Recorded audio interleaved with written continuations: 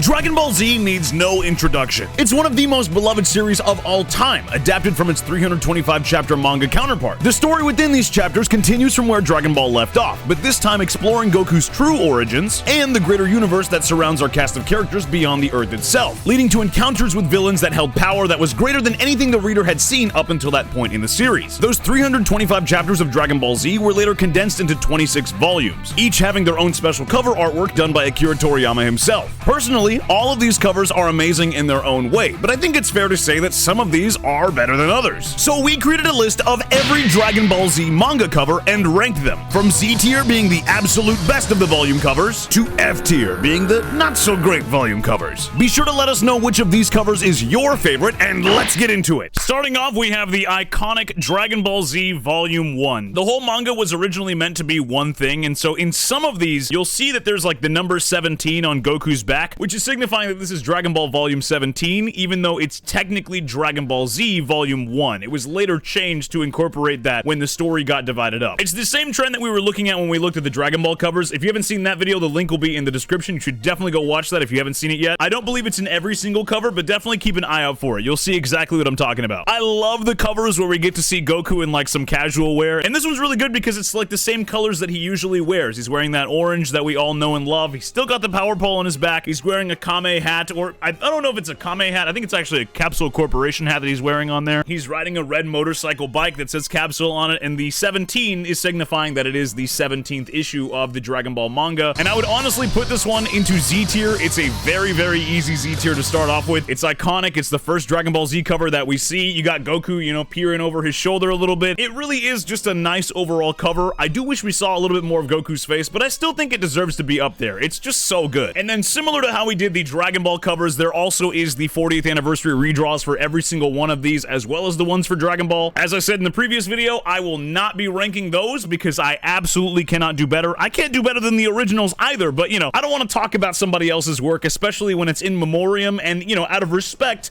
for the 40th anniversary redraw that they went out of their way to do, it's not my place to rank those ones, but I will rank the originals. The first redraw for the 40th anniversary special was done by Takahiko Ino, who did Slam Dunk Vagabond, and in this one, it's cool, but I don't really love the swapped colors. I think the original colors on Goku's jacket and it kind of being the same as what his gi usually has on it, I like that they kept the original orange, and I think in the redraw, it's still good, but I don't like it as much, I'll be real. And then we have Dragon Ball Z Volume 2. In this one, you see Gohan in like a little race car. Goku's giving him a little pep talk, and he's like hyping him up. You have all the other Z fighters kind of around. You only really see Master Roshi, but you can kind of imply that everybody else is kind of around him, hyping him up. He's in a yellow car. Everybody's wearing their yellow tracksuits or, you know, whatever for the racetrack meet. Overall, it's good, and I'm glad that Gohan's in some of the earlier volumes, but I do kind of wish it was more Dragon Ball centric rather than it being in the casual clothes. A lot of the Dragon Ball Z covers have them in the casual outfits, just kind of doing whatever, and it's not really centered around what they're doing within the volume itself, which can be good because, you know, we get to see some alternate outfits like we did with the Dragon Ball covers, but I do really, really, really like seeing the full art of them in the actual clothing that they wear, rather than seeing them in like, you know, full gear and it's covering them up and everything. I would probably put into A tier. I still do like it. It's kind of cute. I really do wish we saw something actually involving the saga, especially since the first volume didn't have that going on either. And then we have the 40th anniversary redraw of Volume 2 done by Naho Ueshi, who did Dragon Ball SD. This one I actually like a little bit more than the original because it showcases more characters in it, and it also just looks like it's more of a communal event rather than it just being Goku and Gohan, and then for some reason Master Roshi like it is on the original. The redraw includes Master Roshi, Bulma, Krillin, and Goku all surrounding Gohan, which I really, really like. It just feels more, I don't know, it feels more involved, you know? And then we have Dragon Ball Z Volume 3. I am very neutral on this one because it's the third installation of the volume art covers where it's just everybody in casual clothes. You only literally see Goku in this one,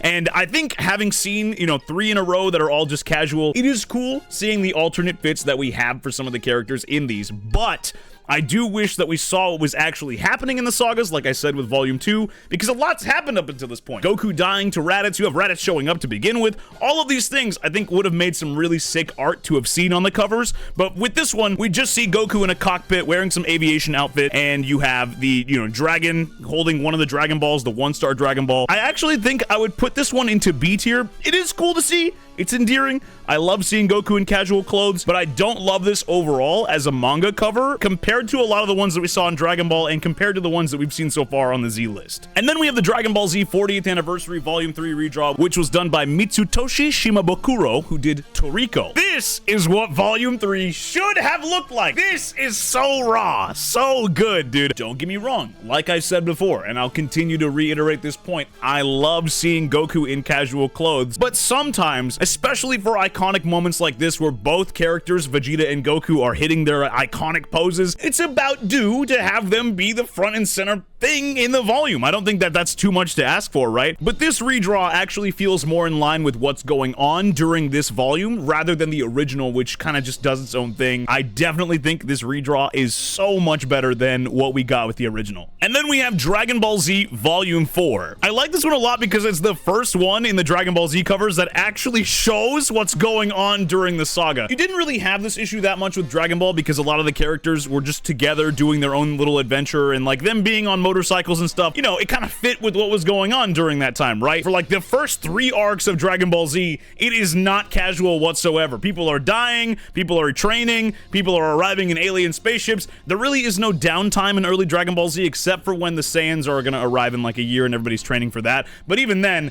it's not this casual, and most of it doesn't involve Goku because he's already dead at that point. For me, I think I would put Volume 4's cover up into S tier. I'm really glad that we get to see Piccolo in the forefront, which is pretty rare for a Dragon Ball Z cover. And then we have the 40th Anniversary redraw done for Volume 4, which was done by Yusei Matsui, who did Assassination Classroom. And if you look, you can clearly see it was inspired by Koro Sensei, who is from that show. You know, he's the yellow guy with like the really round face. He kind of adapted that into both Gohan and Piccolo, which I can appreciate. I like that they took their own style, but definitely kept the exact same elements as what we originally see in the original cover. It's a good redraw, and it's a good homage for the 40th anniversary. I really like that one. And then we have Dragon Ball Z Volume 5. You see the number 21 signifying, obviously, that it's the 21th.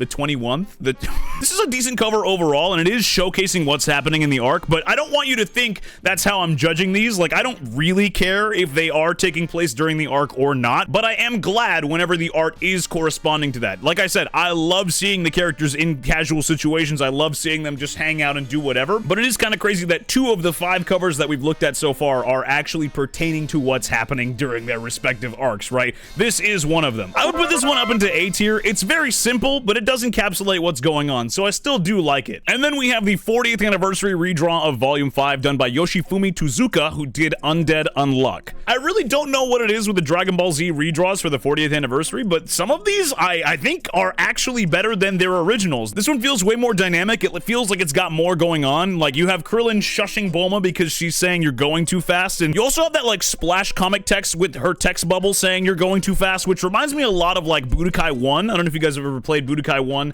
There's a lot of that sort of element in there. I'm sure that's inspired from either the manga or somewhere in the anime. I'm just not picking up where exactly that's from, but I know Budokai 1 for sure has that in there, and it's cool to see that that's kind of like, you know, referenced a little bit even by an artist that wasn't originally part of Dragon Ball. And then we have Dragon Ball Z Volume 6, aka Dragon Ball Volume 22. It's got that big 22 on it to let you know that it's a continuation of Dragon Ball as a whole. I like this cover enough, and if it weren't for Goku wearing the driving episode shirt, I think I would probably put it into B, but it gets bumped up a couple extra points because he's wearing some drip, you know what I'm saying? I would put this one into A tier because when you compare it to all of what we've seen throughout Dragon Ball and Dragon Ball Z with all of the manga covers that we've looked at so far, it really doesn't stand out that much, and it's very kind of static, you know? It doesn't really do a whole lot. And then we have the 40th Anniversary redraw of Volume 6 done by Posuka Demizu, who did Promised Neverland, and this one, again, I will say they kinda cooked on this one even harder than the original. Again, this feels way more dynamic. This one feels way more dynamic, like you see Namek's surface, and it's also kind of like drawn in like a fisheye lens sort of thing. Everybody's in the car. I'm pretty sure that's Dende and Dende's brother that ends up getting killed by Frieza at some point. It has more life and more personality. It feels like it's an actual scene that you're looking at, and you can also see like the little dust clouds getting kicked up in the background, showing that the car is moving. I like this one more than the original. It's crazy.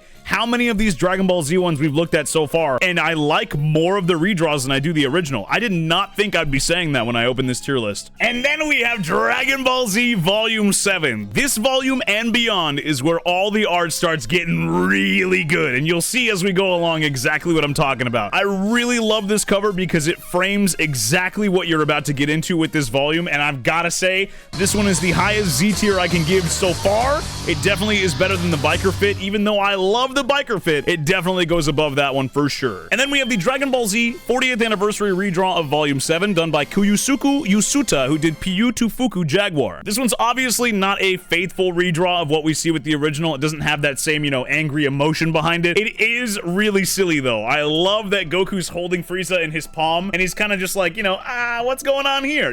I love that. I love this one a lot. I think this one's really, really good. And it's kind of what you want from a redraw.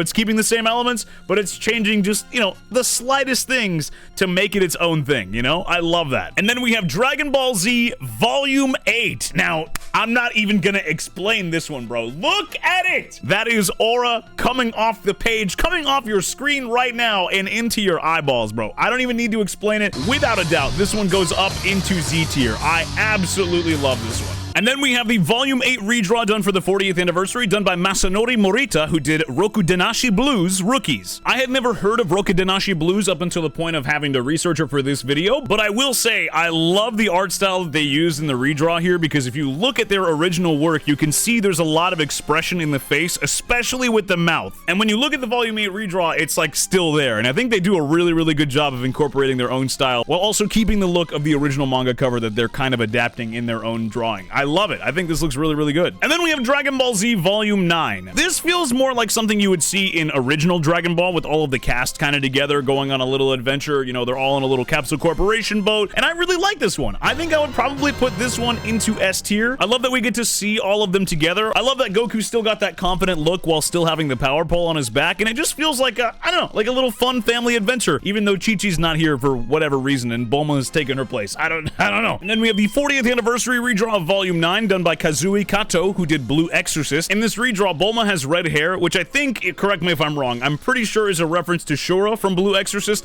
but let me know. I could be wrong. I don't really know a whole lot about Blue Exorcist, but it is cool that they incorporated their own, elements from their own thing into this as well, but it doesn't really change a whole lot about the overall scene, which is good for a redraw. It's you can't really ask for more. Then we have Dragon Ball Volume 10. This one is fantastic. I love this brown jacket that Goku has. I think the only time that this ever appears outside of this manga cover is in Dragon Ball Z Budokai 1, which I mentioned earlier. It's for the PS2 and I think the GameCube and some other systems. It's like an alternate outfit that you can wear as Goku in that game, and I think that's like one of the only times you ever get to see it outside of this manga cover. I love seeing Goku in casual clothes, but this is even more than that because he's on the Nimbus and you can see the Nimbus streak through the sky. It feels like an alive, dynamic scene that like you can imagine how this would be animated, you know what I mean? And that's a credit to Akira Toriyama and his art throughout the entire Dragon Ball manga. He really knows how to make a still frame feel like it's alive and moving, even though it's two-dimensional and it is just completely stationary. This one, for me, Z tier, of course, for sure. I love this one. And then we have the 40th anniversary redraw for Volume 10 done by Boichi, who did Dr. Stone. This one does not feel like the original whatsoever, but it's really good because it completely redoes it and it kind of just shows what's going on during the saga. Overall, I really like this one. I also really like the Dr. Stone art style. It's really, really good. And then we have Dragon Ball Z Volume 11. This one is some sauce, dog. This one, whoa! This one is fantastic. The thing that I love most about this manga cover is obviously Goku as Super Saiyan, but beyond that, you see him in his full gi that's not ripped up and torn, because in the actual show and manga, we do not see Goku go Super Saiyan in his full gi that's not ripped up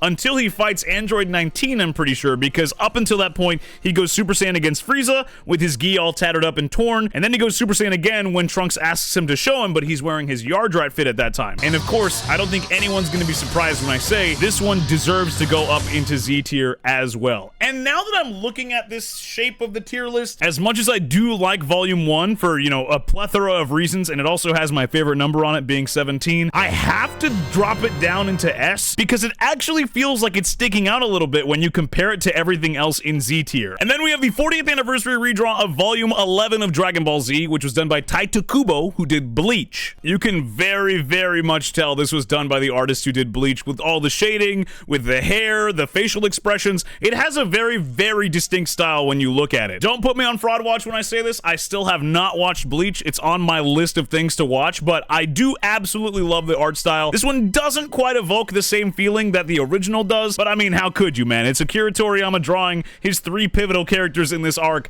What are you gonna do? You know what I'm saying? What are you gonna do? And then we've got Dragon Ball Z Volume 12. This one I don't love that much, if I'm being real with you. It's just Master Roshi's, you know, smoking his pipe. He's on a little motorbike and he's driving away and he's dripped down to the socks, which I do like. You know, I do like that he's got his drip on, but I also don't love that it's, you know, it's Master Roshi. Why is it Master Roshi? You know what I mean? I don't really understand this one, but it's cool to see the art, and I think I'd probably put it into B tier, which, you know, I think if you look at the cover so far, I think it is, again, a testament to Akira Toriyama's art style that I haven't thrown anything below B tier. And then we have the 40th anniversary redraw of Volume 12 done by Osamu Akimoto, who did Kochikame, and on this volume cover, it's the same thing that we had with Master Roshi, except it's his 2 main characters from Kochikame, who are Kankichi Ryotsu and Hayato Honda, which I might be butchering those names, and I might be wrong on their actual character names. I have never watched this show, but you can very, very much tell that it's this person's art style because those characters look exactly like they do in their own respective show. They're just now adapted into the scene that Master Roshi was in. Either way, given what the original is and given what the redraw looks like, I can't really be mad at it because I don't really love the original anyway, so I can't really be mad at the redraw. I do really like the watercolors on the redraw, though. I want to highlight that. It looks very, very vintage, despite this being made, I think, last year. It's kind of crazy. Or no, sorry, this came out in 2025. I apologize. This came out this year. And then we have Dragon Ball Z Volume 13. Yes, Piccolo, we see the fit, bro. I promise you we see the fit. It's a simple cover. I think Akira Toriyama really, really just likes cars. I think he just likes his methods of transportation. I don't know, you just see a whole lot of like mechanical methods of transportation in his artwork, and it's really interesting to see because most of our characters don't use these sorts of methods of transportation. It's also interesting to point out that this is actually a Volkswagen Beetle. It's not some Capsule Corporation car like we usually see with all of the other methods. I would put Volume 13 into A tier alongside Volume 2, where the other version of Gohan driving is. They both kind of accomplish the same thing, and these are kind of just, you know, stationary cars, just like we saw with Volume 6 as well. There's really not a whole lot going on, but, you know, Piccolo's featured again, which is always cool to see. But overall, it's just kind of still. And then we have Dragon Ball Z Volume 13, which was done by Takeshi Obota, who did Death Note. This is one of my favorite redraws that we've seen up until this point, because it does something very, very unique with the redraw, and instead of actually just redrawing the scene and doing it the regular way that we've seen everybody else do it, they make it to where the scene is like a little model kit. If you look at the bottom parts of the actual drawing, you can see the little stencil things that you push the pieces out from. If you've ever made like a Gundam model kit or like just kind of any model kit, this is a really creative and like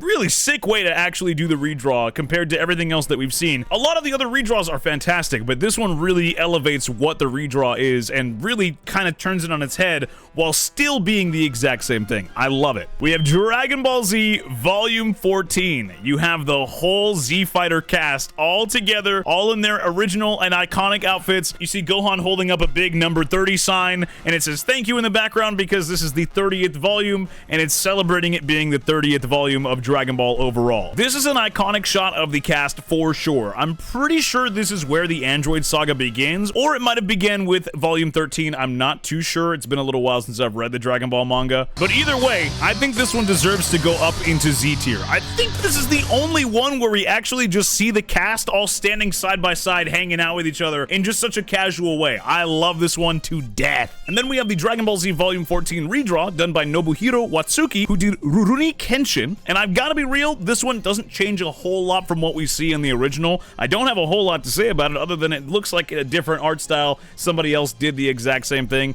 and it's a redraw. So, I mean, you know, who's mad at it? And then we have Dragon Ball Z Volume 15. This is a rare one where we actually just see a full panel of just all the antagonists and no real protagonists on here. All of the characters are kind of drawn in like a chibi form, and if you've seen anything that Akira Toriyama's done, you can tell he loves doing chibi animation, chibi art, all of that sort of thing, right? So it's kind of cool seeing all these characters be drawn this way. I would put this one up into S tier. I I definitely think it's like one of the higher S tiers I can give as well, because like I said, it's a rare time where we see all antagonists instead of seeing any of the protagonists like we usually do, I think, on every other cover except this one. And then we have the volume 15 redraw for the 40th anniversary done by Kentaro Yubuki, who did To Love Ru. This one keeps the same elements that we saw in the original. It takes Cell out, unfortunately, which kind of removes a whole element that I love from that original cover. You see Android 18 looking fine as hell in the outfit that she changes into once she blows up that clothing store. You see Android 17 wearing his usual fit with his red scarf and everything, and Android 16 looking down at the car. The chibi art style is also done away with.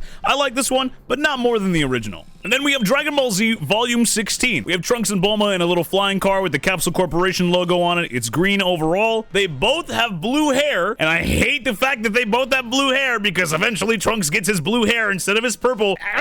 That'll always piss me off. I'm so mad that Dragon Ball Super gave him blue hair. It's just... I would put Volume 16 up into S tier. I like the little moment that the two of them are having, especially when you think about future Trunks' version of his own mom in the future beyond the future that we see, I mean, where Bulma ends up unfortunately dying. So it's kind of cool to see that those two have a little moment together. And then we have the 40th anniversary redraw of Volume 16, of course, done by Koyoharu Kotuge. It takes away the entire car element, but it's the entire Briefs family or Vegeta family, whatever you want to call it. It's a great little family image, and it's cool to see all of them together being represented as one big family, because we very rarely ever get to see that. And I think this art really encapsulates that feeling that a lot of us Dragon Ball fans want when we look at like the whole Bulma, Trunks, and Vegeta family look. We kind of want those moments between them, and it kind of brings that out. Then we got Dragon Ball Volume 17. This one is one of my favorites out of all of the entirety of Dragon Ball and Dragon Ball Z and Dragon Ball Super. This one is easily one of my favorites. And I know I said this earlier, but 17 is my favorite number. That bias has nothing to do with where I'm gonna place this though, which is obviously Z tier. This one deserves to be up there without a doubt. And then we have the 40th anniversary redraw for Volume 17, which was done by Hirohiko Araki, who did JoJo's Bizarre Adventure. And when you look at this cover, you can 100% tell this was done by the JoJo's mangaka. Just by the little subtle differences with Gohan having like green bracers and blue shoes, and the way that he's posed. Like, I glanced at this before even doing the ranking, and I could tell instantly this was the JoJo's artist, dog. It's such a distinctive style. And then we got Dragon Ball Z Volume 18. Even though I've been a little critical of like some of the other covers for having just like a method of transportation and a character riding a bike or, you know, car or whatever, I actually really like this one. And if you think it's because, oh, it's just because Goku's on it, you'd be absolutely right. Something about the color palette on this one really satisfies my eyes. Like, the two standout colors are green and orange, and those two just really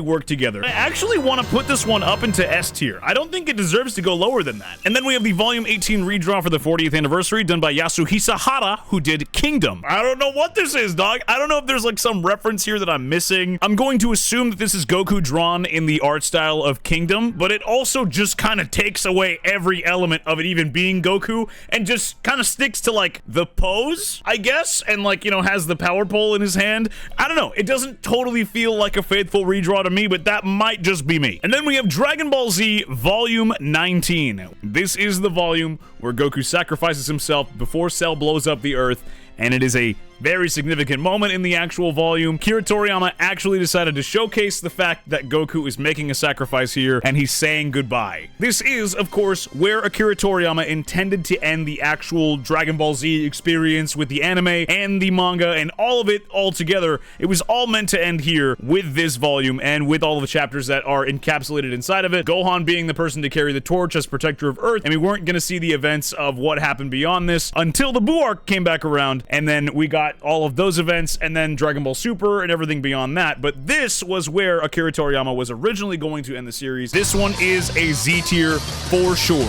Gotta go up there in the Hall of Fame of Dragon Ball covers. It is one of the best ones that's out there. And then we have the 40th anniversary redraw of Volume 19 done by Horiyuki Asada, who did Tegami Bachi. I love this redraw for the way that it kind of makes Goku kind of look like Jesus in a way. He kind of looks like a religious figure in some ways. And to be fair, there are hardcore, diehard fans of Dragon Ball out there that kind of do treat Dragon Ball like a religion. Trust me, I've seen them in the comment section. And then we have Dragon Ball Volume 20. This one is great because it signifies a brand new chapter. Now, if you haven't seen my ranking every Gohan outfit video, you should definitely go watch it. I've got some thoughts about Great Saiyaman overall, but Gohan's not wearing the goofy-ass tin hat helmet in this version of Great Saiyaman, so I can put this one into S tier without crying about it, you know what I'm saying? And then we have the 40th anniversary redraw of Volume 20, done by Katsura Hoshini, who did D. Gray Man. And when you compare this one directly to what came before it, like the original cover for this volume, it is crazy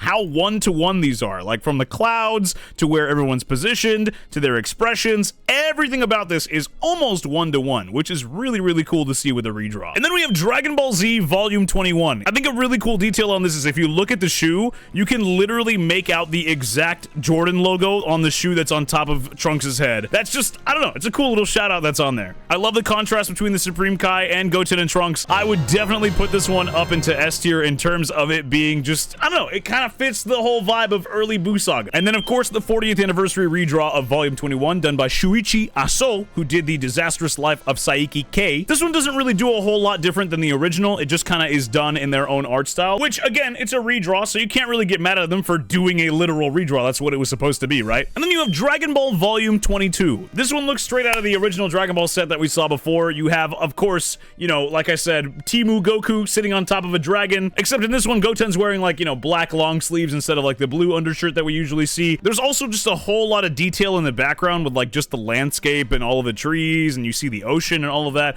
I like this one a lot. I think I would probably put this one, especially for it really invoking that original Dragon Ball style, I'd put this one up into S tier along with all of the other ones that we have up here as well. And then we have the 40th anniversary redraw of Volume 22, done by Ryuhei Tamura, who did Beelzebub. And this one's very much the same thing that we saw with the original, except this time Goten is feeding the dragon and, you know, kind of giving him a little bit of the food that he was snacking on. Or should I say dinosaur, not dragon. It's not really a dragon. It's like a pterodactyl. I guess you could call it a dragon if you wanted to, but it's Dragon Ball Z, so the term kind of gets a little weird if you start doing that. Either way, I like this redraw because it kind of gives a little bit more to offer than the original while still maintaining the original thing that the original had. And then we have Dragon Ball Volume 23. And in this one, you see that it's Mr. Satan and Majin Buu in like a red car. Obviously, Majin Buu is massive. You can also see that the tires are kind of like they're tilted out a little bit because the weight of Majin Buu in the actual car. That's a cool little detail. I also think it's really funny that Majin Buu has opted to sit inside of a car instead of flying. And that's like, I mean, a lot of these,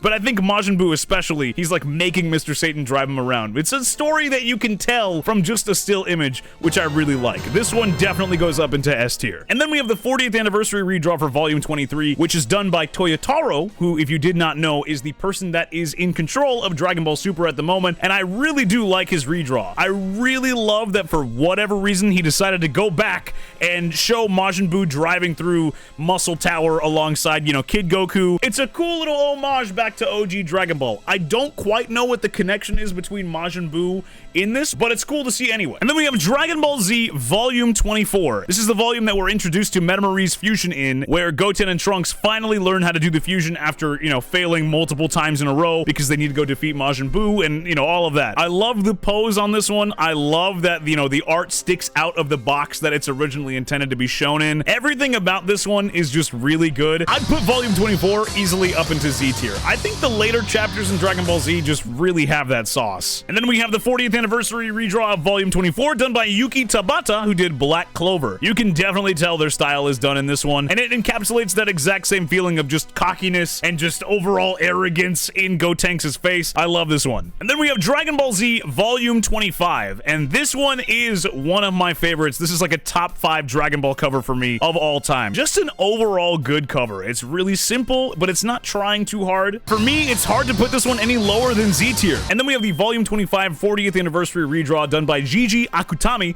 who did Jujutsu Kaisen. This one I don't love as much as I do the original version of it, but it does still encapsulate the feeling that this volume does have in it, but it's not as good as the original. I do like that this art did its own thing though. And finally, we have Dragon Ball Z Volume 26. When I was in, I want to say 3rd grade, I went to a school where like no one really knew or talked about anime. Like Pokemon was like very, very much like the only thing that kids really talked about in school, until one day there was like a transfer student that came in, and I just want to say I had loved Dragon Ball since I was like 3 years old, and beyond that I just fell in love with the story, but there was really no one I could share it with. This student that I had said before came in, and you know, him and I became friends. We started talking about Dragon Ball basically every single day, and he was like one of the only friends that I could talk to about this. But the thing was, up until this point of me meeting this friend, I had only known Dragon Ball to be up until the Cell Saga. And when I told him this, he came to school the next day and gave me this volume of Dragon Ball and let me read it. And I remember my entire worldview on Dragon Ball completely exploded, because I had always thought Dragon Ball ended with the Cell Saga. I did not know that the Buu Saga even existed up until that point. The internet was not nearly as developed as it is now. Like, there really weren't a whole lot of places I could go and find information about Dragon Ball, and I didn't really have unsolicited access back then either. I had parents that were looking over my shoulder every 2 seconds, right? So when I read Volume 26 for the first time, I saw Vegito in that volume, I saw the Spirit Bomb, I saw all of these cool things that I had never thought I'd see before in Dragon Ball, and it really just like exploded my brain. It's so good, and it really, really does fit that vibe of being the final chapter in the entire series. I gotta give Volume 26 the highest Z tier on this list. Volume 26 might be my favorite manga cover of all time. And one thing I didn't mention earlier is that when I got done reading Volume 26 and I handed this volume back to the friend that let me borrow it, he let me keep it. He said, I want you to have it. Dragon Ball has been the facilitating factor of me making so many friends from that point and beyond. And even now with all of you watching these videos, it's been a way for me to connect to all of you and have really, really cool discussions in the comment sections, in the Discord, on Twitter, wherever. You know, Dragon Ball has been a uniting factor in my life, and this volume kind of encapsulates that entire feeling for me, because it really has been just an eye-opening experience learning all of these things about Dragon Ball and then sharing them with more people out there. It's something that, you know, I can't really put into words, even though I just tried. And finally, we have the Volume 26 40th anniversary redraw done by Ichiro Oda, who did One Piece. And usually, you guys know me, you know what I'm saying? You guys know me. Usually, I would shit on One Piece at this point in the video, and, you know, I'd get all the comments being like, but I won't, because I really, really respect Ichiro Oda at the end of the day. I'd make my One Piece jokes, because I haven't watched it yet still, and it's all jokes at the end of the day. And when we do hit 10K, I, of course, will rank every Luffy outfit. And I think more importantly, on this cover, Oda really knocked it out of the park. Like, you can see the hand being extended out. It looks very much like, you know, an animation you'd see with Luffy. You see, like, Goku's smile kind of in Oda's style. And, of course, you have Akira Toriyama in the little space pod that Majin Buu was in the original version of Volume 26. And that in itself is just a great little homage to the GOAT himself, you know? You can't disrespect this one. As much as I want to make a joke about One Piece, I won't, because it's good. And I think this is one of the best redraws that we've seen from Dragon Ball all the way up to the end of Dragon Ball Z. And so I gotta give my utmost respect to Oda, because this looks fantastic. And with that being said, that is every Dragon Ball Z manga cover ranked from Z tier all the way down to B tier, because there really wasn't anything lower than B tier on this entire list. And if you want me to rank all of the Dragon Ball Super manga covers, be sure to like the video and comment down below which of these Dragon Ball Z covers is your favorite. Thank you so much for watching, and I will see you in the next video. Hey, thanks for watching till the end of the video. Just wanted to give a quick shout out to all of this month's patrons. I really do appreciate your continued support. If you're looking for more content from me, you can always check out our second channel, Retrora Live. Hope to see you over there, and I'll see you next time.